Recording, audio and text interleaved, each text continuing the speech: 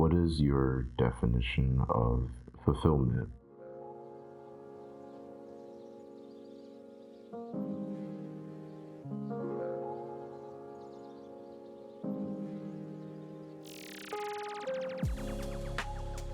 Is it completing a game all the way through? Or maybe you just want to get every single achievement you can get in the game.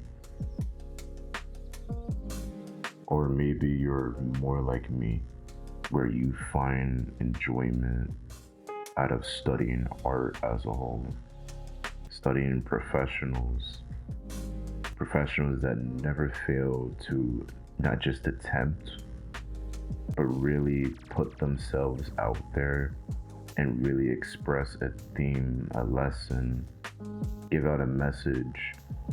They put their blood, sweat, and tears into everything they do, and it's amazing. It's breathtaking at times, even. And there's something so special about that, whether you're creative or not, because the simple fact is that they created something and they continue to do so. That's special because when you really think about it, art is really nothing from the start.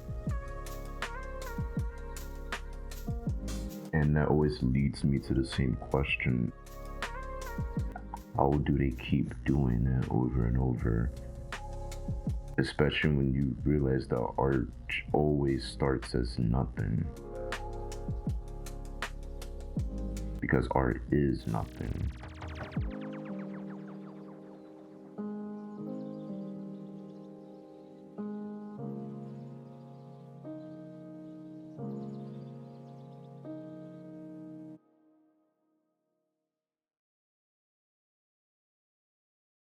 And that's so mind blowing to me, especially when you put it into perspective of someone that isn't creative. You have a canvas that's blank, you have 360 pages of a sketchbook you have to fill, and they're all blank. You're starting from nothing. You don't have anything. So when you think of that, it becomes so much more special when you have something like Expedition 33. When you take in consideration the idea came from not just one person, but a collective of many other creative minds, but most importantly, it came from passion.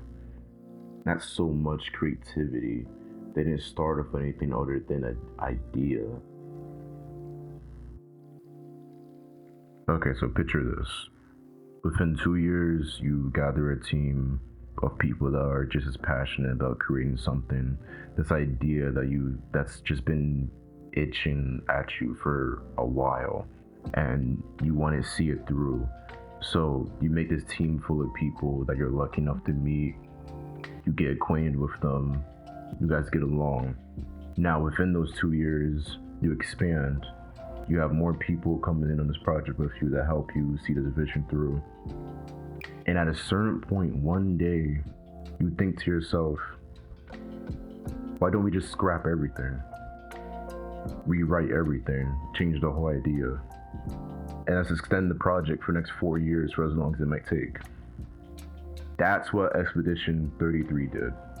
And it is fucking incredible for it. They did something that can really make or break someone that isn't doing it for the love of the game in terms of game development and just creating something in general. Because I know for me personally, if I'm working on something I've been working on for hours, weeks, and I just scrap everything, that hurts. That fucking hurts. Because I put so much time into the initial idea, but then at a certain point when I realize it's not working, I just have to scrap it and go for something new. And so when I heard the success story and what really made Expedition 33, it made the game so much more special than it already was to me. And it was just no wonder it won Game of the Year and got so many rewards as it did. It deserved every single one of them.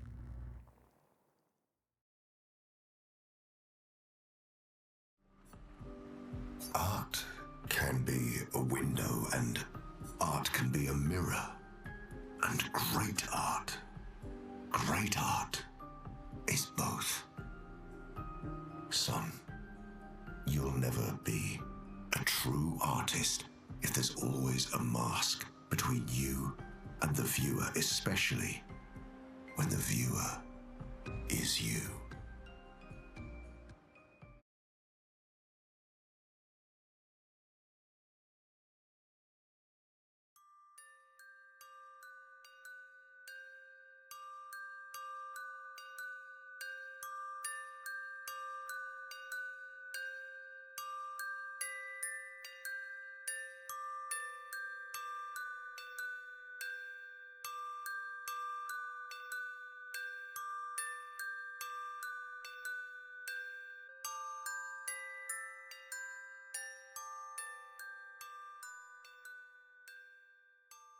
You know, Undertale's another passion project that's still to this day an incredible success story to really go back to.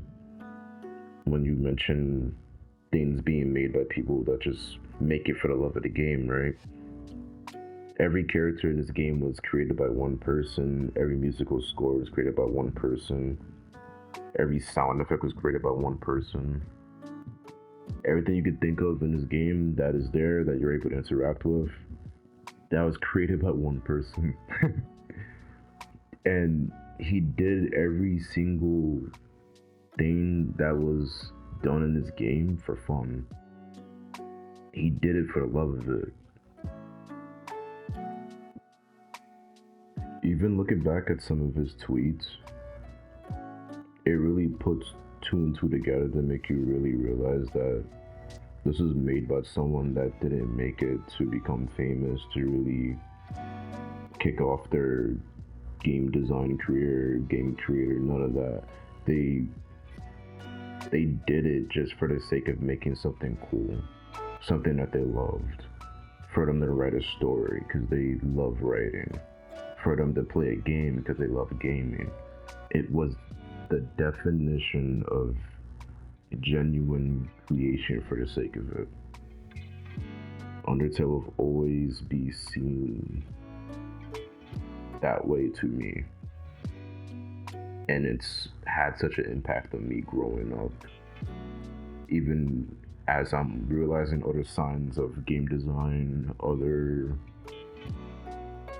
just really grasping a whole nother industry just for the sake of just knowing certain things because of out of interest. I appreciate the game more and more. I appreciate the game more and more, and I really acknowledge Toby Fox's his genius in his own sense. It's incredible. He had such a love for writing, in fact, that the game had like two, really three, but save two sides of it for an ending and progression of the story.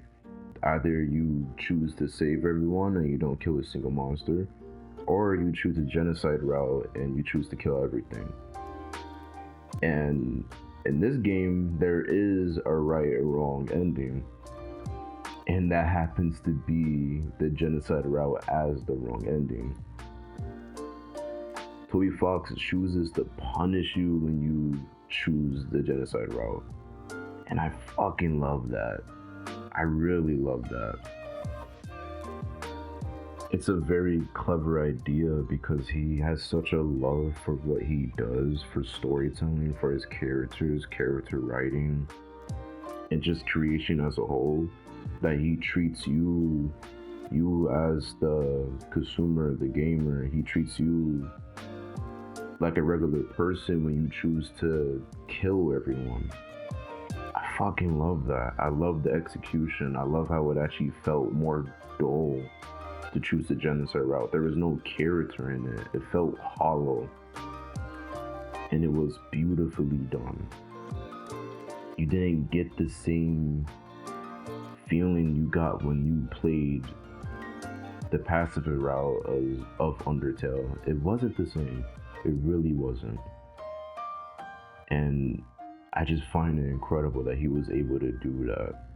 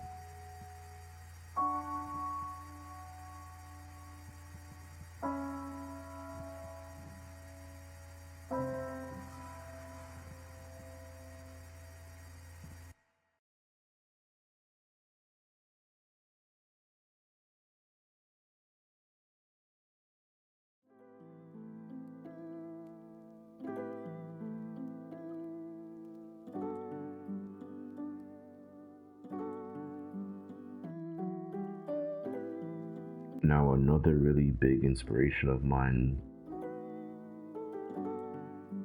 more so visually, would have to be Yone Yamai.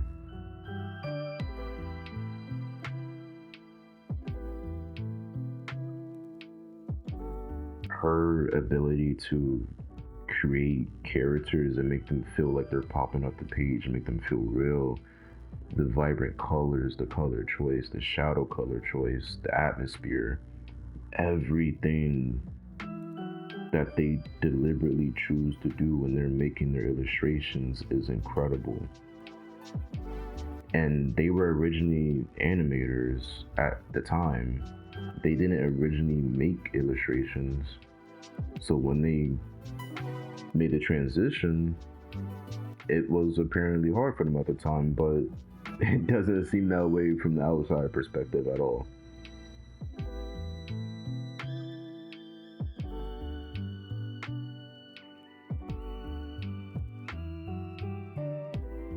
They're just incredible with how they choose to depict their characters and how you can really feel the scene being made with their character in it. Some people feel like scenery makes a scene, but I personally always feel like without the character, you don't sense anything more than atmosphere. A character can make the room feel hollow if you want it to be. A character can make a room feel dreadful. There's so many things you can get from a character, and they just have it. They just have it for how I feel characters are best depicted in the media. It's inspiration. I love it. And speaking of inspirations, my biggest inspiration for my just work ethic and my expectations on myself is the same artist, may he rest in peace, same artist that takes the idea that perfection is something that's not realistic, it's not tangible. They take that and they say, fuck it. They say, fuck it, because quite literally, they are perfection in itself. Kim Jung-gi, he's incredible. Everything he illustrates, everything he draws, everything's done by pen. There's no real mistakes that's being able to be seen from anyone else besides himself. And how does he do this? He does it from his memory. His photographic memory that he developed wasn't born with, he developed it. He developed a visual library that he's able to pick and part any little thing he's seen before, and he's like, all right, I want to put this and that there. And he just knows what he's doing so well that it's just so fun to watch. And it's like, fuck. So perfection is tangible. It's just in a different light. It's not in a sense that you don't make mistakes. It's in a sense that you keep going, you keep ascending, you keep striving for something better, you don't stop. That is work ethic in my eyes, and he greatly depicted that with his works. And I'm even still now trying to mentally learn how to draw in my head as he taught himself. I understand that I'm young and I got time for it, but I don't look at me having time as an excuse. I'm just self-motivated in that sense, but I loved everything about the type of artist he was, the type of man he chose to be when it came to art. There was times you never really couldn't catch this man not drawing. As an artist myself, I relate to that. I relate to that so much. I feel like it's not just a part of my identity, but it's my lifestyle.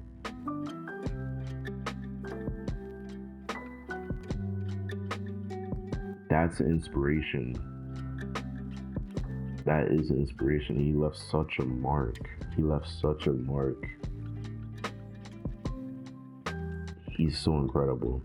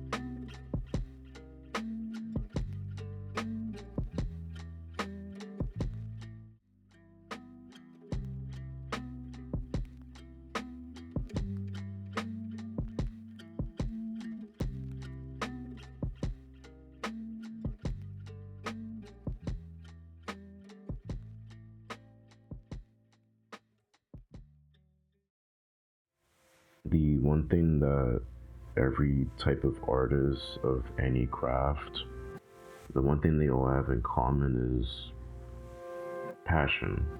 Passion could be your fuel. It's an ever-burning flame for something you love to do. It keeps you going. It probably keeps you waking up every single day to do what you want to do.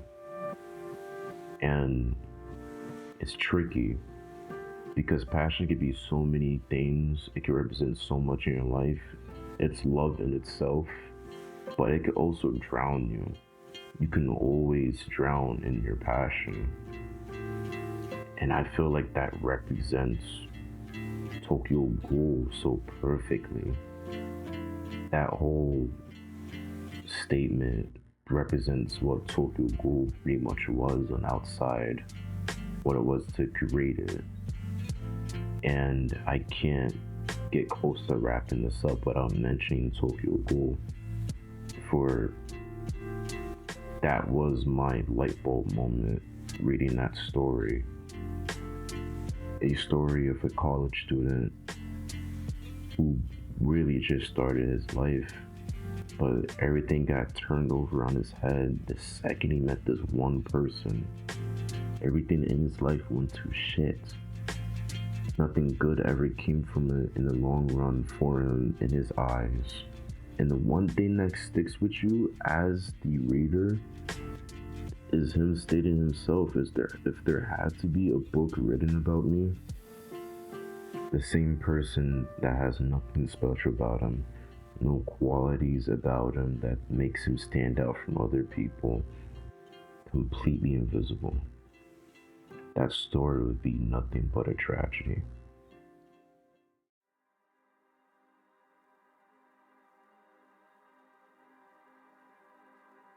And that quote sticks with you as you're going throughout the story. And beautifully, that still, till this day, is one of the best self-inserts of a author in a story. Because truthfully,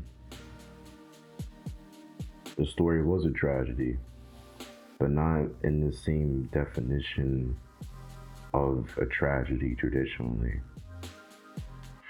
I believe the biggest tragedy of the story is that the ending was rushed. Not because it was bad, no, the ending was beautiful. I loved every single part of it.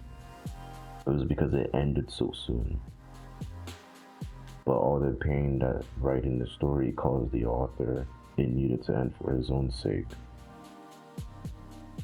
And at a certain point, as I'm reading, even I thought to myself, I don't think Kaneki's gonna get a good ending. I think this is gonna be one of the first stories I read, really fall in love with, and I have to come to terms that he gets a bad ending. Because everything is giving signs that he will have a tragic ending. That whole statement gave you signs, it gave you a foreshadowed moment that this isn't gonna end well for him. But it did. But not for the reason you would think. Originally, Tokyo Ghoul was supposed to have a bad ending. However, I personally believe the author just got to a point mentally where even he felt like he couldn't give Kaneki a bad ending at a certain point. He was too invested into his own story, and it took a part of his life where he felt drowned into his ambition. He felt drowned into the vision he was creating. He was being drowned by Tokyo Ghoul at a certain point in his life. However, while he was being drowned by Tokyo Ghoul uplifted and saved a lot of people in my eyes. It was such a beautiful story. Tragic, yes. Was it really horrific at times? Fuck yes, but there was always shades of gray. And it was depicted so realistically, oddly enough, that it made you really wonder, like, fuck. I don't even feel like I'm escaping life anymore. I just feel like I'm being taught to. But in such a comforting way towards the end that it's beautiful.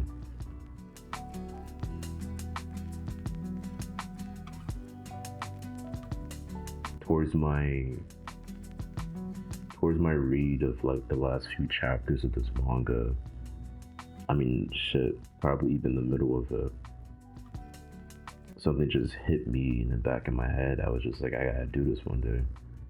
This is it. I haven't felt this feeling doing anything before. I haven't felt this feeling watching anything before, reading anything before. This is it. I want this for myself.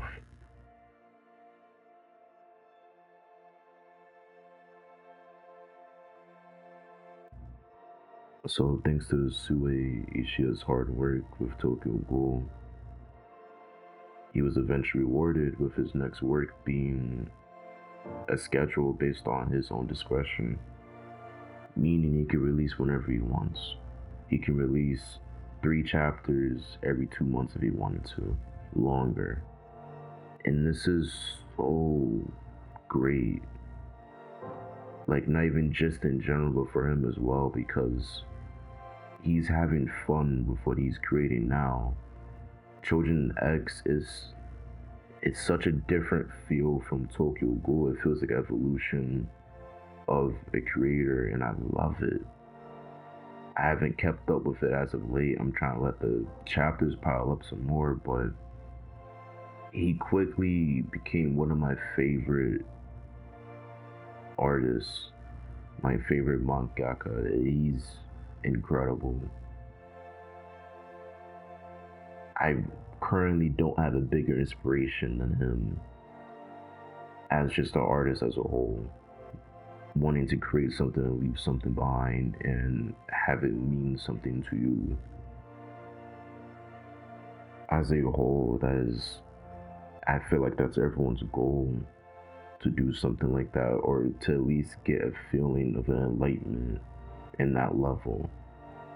To be able to do something, whether it's content creation, you're creating a manga, you're an animator, movie director, it doesn't matter what the hell it is.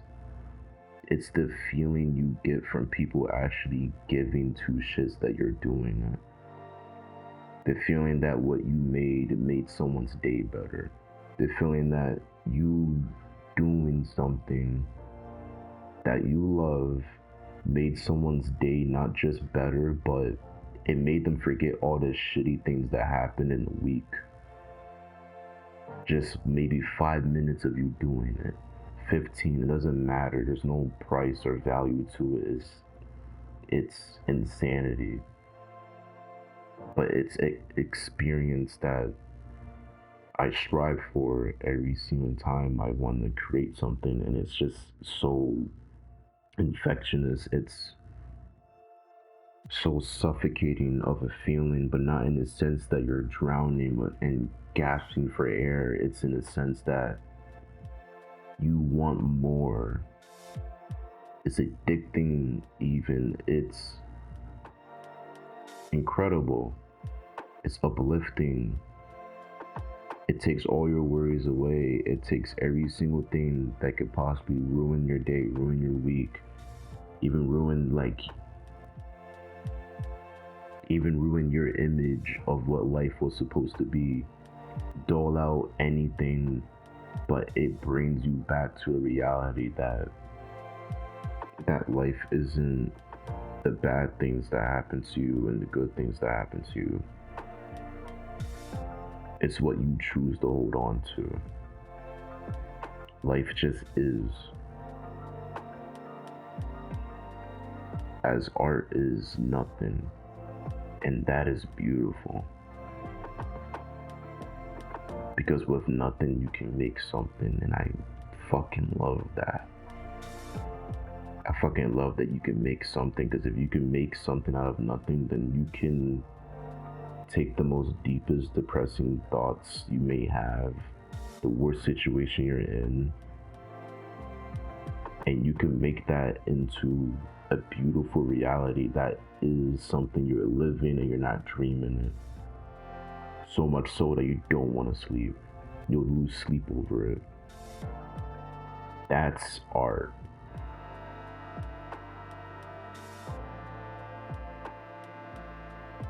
So why did I make this video in the first place? Did I just want to geek out about the stuff I love? Yes, but but no, it's more for me.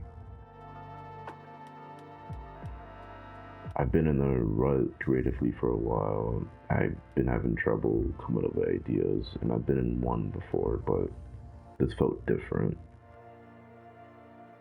It felt so different. In fact, a few times I started questioning myself. Why do I want to do this in the first place? This is what I really want to do. Is art really me? Am I really an artist? Why do I care so much? This is too difficult for me. Why?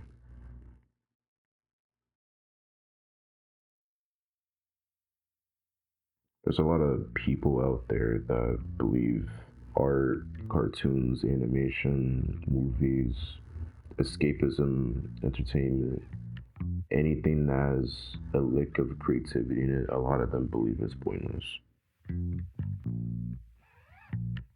They believe storytelling is meaningless, that there's no point to creating something that doesn't actually mean anything. And yeah, that's true, but that's the point. You're creating something out of nothing to make a new meaning.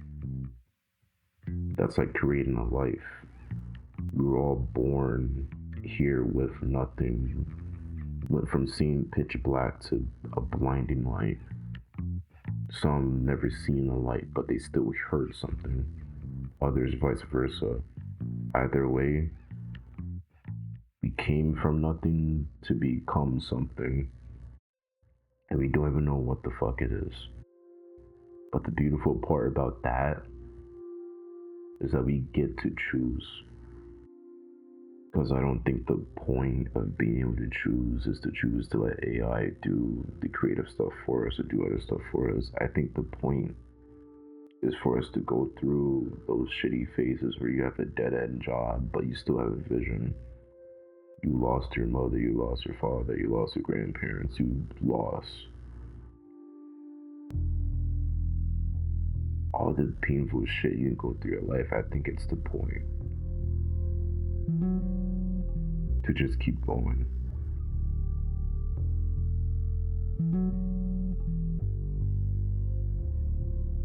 It doesn't matter that you wasn't ready.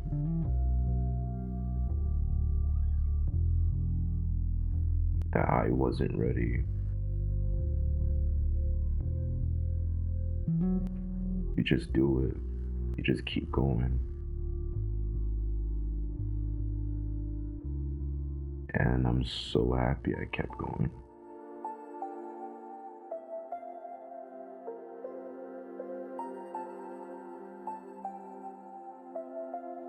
You will always be happy that you keep going.